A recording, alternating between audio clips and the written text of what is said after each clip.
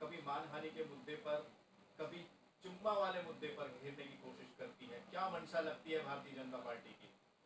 देखिए, हमारे देश के माननीय प्रधानमंत्री श्रीमान राजा बाबू और इनके सरकार के तमाम मंत्री, चाहे वो महिला विकास मंत्री हों या बाल विकास मंत्री या वित्त मंत्री हों या रक्षा मंत्री, गृह मंत्री हों या जो भी मंत्रालय, इन लोगों की बात है करोड़ों की और काम देशवासियों को देते हैं पकौड़ों की। और हमारे देश के माननीय प्रधानमंत्री का साथ है भगोड़े व्यापारियों का।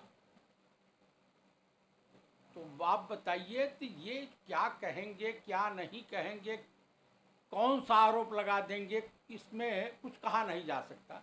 अभी हमारे गुजरात में ये घटना घटी है। गुजराती ठगों पर,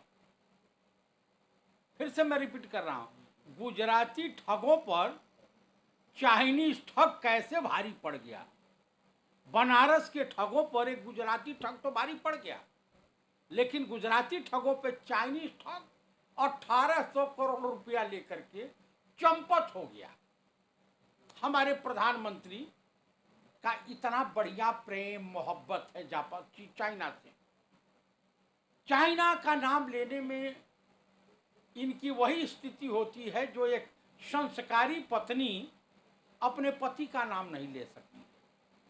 हमारे वहाँ ऐसा है, उत्तर प्रदेश और बिहार, खास करके हिंदी भाषी प्रदेशों में पत्नियां अपने पति का नाम नहीं लेती हैं।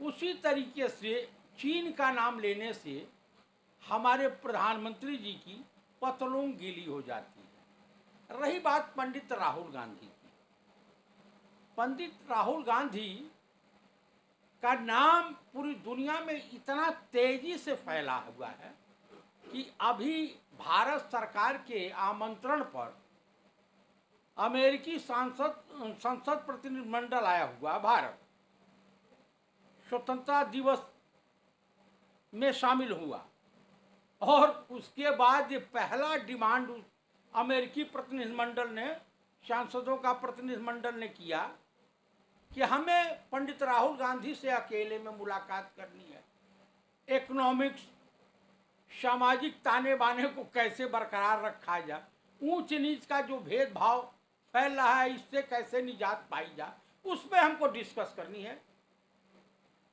अब विदेश मंत्री एस जयशंकर की निधाराम हो गई है, पूरी सरकार की चुलबुली हुई है कि ये प्रधानमंत्री से बात नहीं करना चाहते हैं, गृह मंत्री से बात नहीं करना चाहते हैं, रक्षा मंत्री से कोई बातें नहीं करना चाहते हैं, महिला विकास और बाल विकास मंत्री से कोई डिस्कशन नहीं करना चाहते। क्या पूरे भाजपाइयों का चाल और चरित्र पूरी दुनिया में मशहूर हो गया है? आप बता दीजिए।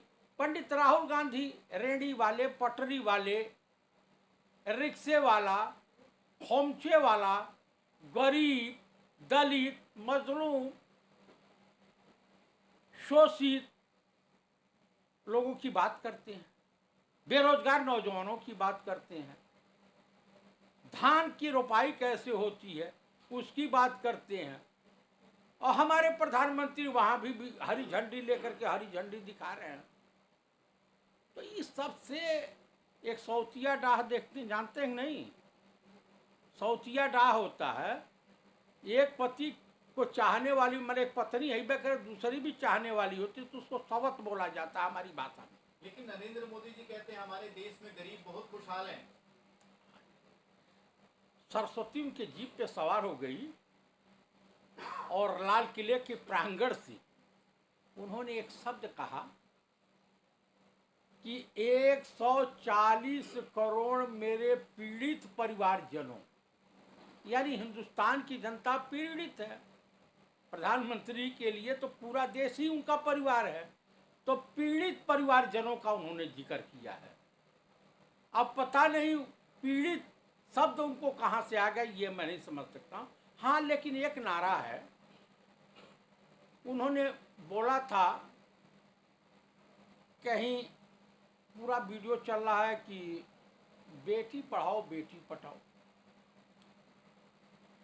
राजस्थान की एक रैली में ये इस्तेमाल किया था, इस तरह से, कहीं इस तरह से करते हुए दिखाई दिए थे।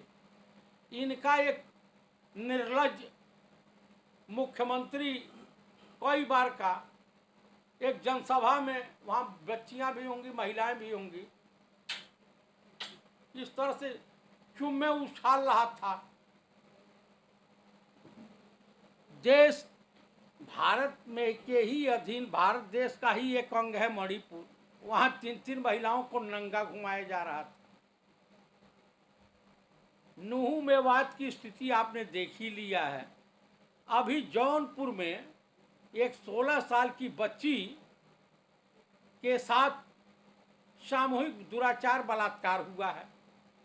अभी गुरुग्राम है, यही गुड़गांव के पास, वो क्या बोलते हैं, लिव रिलेशनशिप बोलते हैं ना अंग्रेजी में, उसको क्या बोलते हैं, पार्टनर, हिंदी में पार्टनर बोलते, क्या बोलते हैं, पार्टनर बोलते हैं। तो उसको उसने शारीरिक मतलब संबंध बनाने से मना किया, तो उसको पेचकस से गोद के मार डाला। हरियाणा में डबल इंजन की सरकार इनकी है, मणिपुर में डबल इंजन की सरकार इनकी है। वहाँ की दशा पे हमारी महिला सिलेंडर रानी ये सिर्फ सिल्ली सोल वाले बियर बार पे बोलती हैं कि इनकी लड़की कैसे, उसकी लड़की की तारीफ हो रही है। यूनिवर्सिटी भी दिखाई दिया था, पत्रकार महोदय ने दिखा दिया कि गोवा सिल्ली सोल बियर बार, जहाँ पे मानसून पूरी तारीफ कर रही थी, मैं खोल रही हूँ, ये हूँ, उस पर इनको तकलीफ होती है। लेकिन देश की तमाम महिलाओं के बारे में महिला विकास मंत्री को नहीं, इनको दिव्य दृष्टि प्राप्त है कि कहीं से भी चुम्मा अपने कब्जे में कर लेती हैं। हमको लगता है कि स्मृति ईरानी जी का दिल पंडित राहुल गांधी पे आ गया है कि ये देख नहीं रहे हैं, आओ परेशान है, तड़प रही हैं। तो अब कहा जाएगा भाई एक बार भर नजर उनको देख लीजिए, ताकि उनकी भिक्षा की पूर्ति हो जाए, ताकि कोई आरोप नहीं लगाएंगे। कल इससे भी बड़ा आरोप लगा सकती हैं कि अभी तो किस्सा तक सीमित है।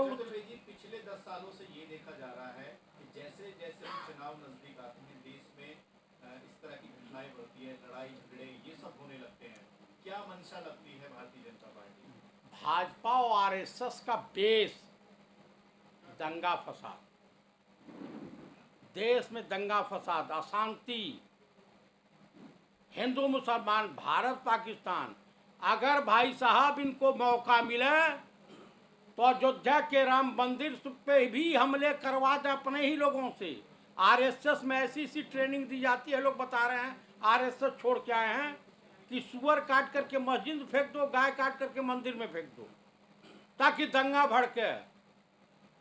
इनका वसूल है कि ऐसी बानी बोलिए जम के झगड़ा हो, हिंदू मुस्लिम कटमर हैं लेकिन सत्ता अपनी होए। तो इनका तो मूल मंत्र है, इसमें कहीं कुछ नहीं।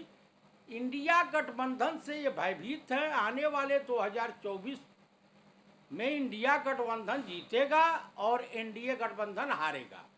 मोदी जी हड़बड़ा गए हैं, परेशान हैं, भयभीत हैं, क्योंकि अगला झंडा इनको तिहाड़ में फहराना है। तो चतुर्वेदी जी, देश में जो दंगा फसाद चल रहे हैं, मणिपुर की एक घटना भी है, बहुत बुरी घटना है, कई दिनों से चल रही, कई महीनों से चल रही है। अगर कांग्रेस सत्ता में आती है तो किस तरह से इन चीजों से लड़ेगी? भाई साहब, इसके जो भी आरोपी हैं, चाहे मुख्यमंत्री बीरेंद्र सिंह हो या गृह मंत्री हो, ये कोई बख्शे नहीं जाएंगे, क्योंकि इन्होंने दंगा रोकने का कोई प्रयास ही नहीं किया है। चाहे वो हरियाणा सरकार रही हो, चाहे वो ये तमाम तरह से मोनू मानेसर, अब बिट्टू बजरंगी जैसे अपराधियों को लोग पालते हैं। उन अपराधियों को का स्थान जेल के काल कोठरी में होना चाहिए। लेकिन आरएसएस ने कहा है कि वो हमारा आदमी नहीं है। वो तो सबको कहती है, नाथूराम को भी कहे थे कि मेरा आदमी नहीं है।